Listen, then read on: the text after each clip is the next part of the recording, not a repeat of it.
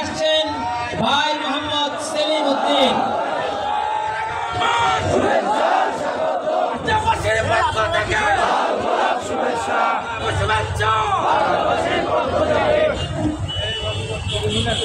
আসসালামু আলাইকুম ওয়া রাহমাতুল্লাহি ওয়া বারাকাতুহু। আলহামদুলিল্লাহি রাব্বিল আলামিন والصلاة والسلام على سيد الأنبياء والمرسلين وعلى آله وصحبه أجمعين। বাংলাদেশ জামাত ইসলামী বাড্ডা থানা কর্তৃক 5 দফা দাবি আদায়ের লক্ষ্যে আজকের এই সমাবেশের সংগ্রামী সভাপতি প্রিয় ভাই মাওলানা প্রতিবুদ্দিন, মঞ্চ ভূমিষ্ঠ আজকের এই প্রোগ্রামের প্রধান বক্তা, ঢাকা 11 আসনে জামাত মনোনীত সংসদ সদস্য পদপ্রার্থী, বাংলাদেশ ইসলামী ছাত্র শিবিরের সাবেক কেন্দ্রীয় সভাপতি, বাংলাদেশ শ্রমিক কল্যাণ ফেডারেশনের কেন্দ্রীয় সেক্রেটারি জেনারেল, এই আসনের গণমানুষের অত্যন্ত প্রিয় প্রিয় নেতা জননেতা অ্যাডভোকেট আতিকুর রহমান, মঞ্চ ভূমিষ্ঠ অন্যান্য সম্মানিত নেতৃবৃন্দ, আজকের এই সমাবেশে উপস্থিত সংগ্রামী কর্মী ভাইস, এই এলাকার সম্মানিত ব্যবসায়ীবৃন্দ, সর্বস্তরের জনগণ, জামাত ইসলামী যে 5 দফা দাবি নিয়ে আন্দোলন করছে, এই দাবিগুলো এদেশের জনগণের দাবি। দীর্ঘ প্রায় 20 বছর বলা যায় বাংলাদেশের মানুষ ভোট কিভাবে দিতে হয় সেটা ভুলে গেছে।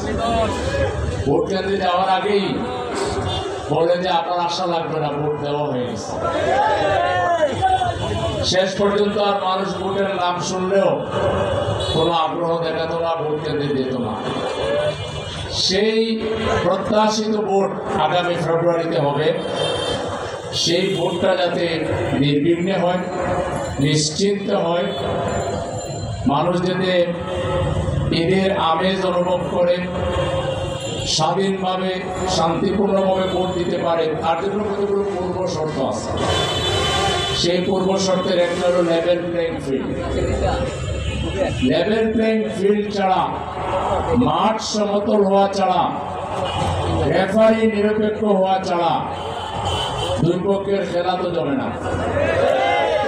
এখন তো সেই পূর্বের লোকেরাই বহাল আছে, নতুন আরো কিছু লোক তারা নব্য কোন একটা দলের বা গোষ্ঠীর সাপোর্টার সেজে তারা পূর্বের গুলো এবং নতুন গুলো মিলে পায়তারা করছে আবারও হাসিনা মার্কা নির্বাচন করার জন্য।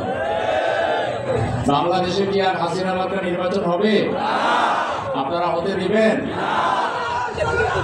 জুলাই বিপ্লবীরা এখনো মাঠে বহাল তরবিয়তে আছে।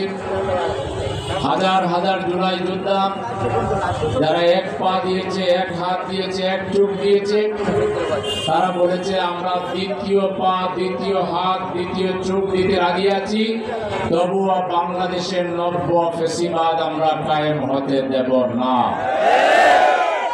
সুতরাং কেউ যদি দিবা স্বপ্নে বিমূঢ় থাকেন যে যেন তেন নির্বাচন করে বাংলাদেশের ক্ষমতায় আসবেন, তাহলে আপনারা স্বপ্ন দেখতে থাকেন।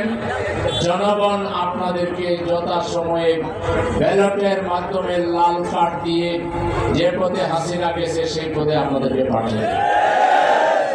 বাংলাদেশে সাহস থাকলে নির্বাচন খেলবার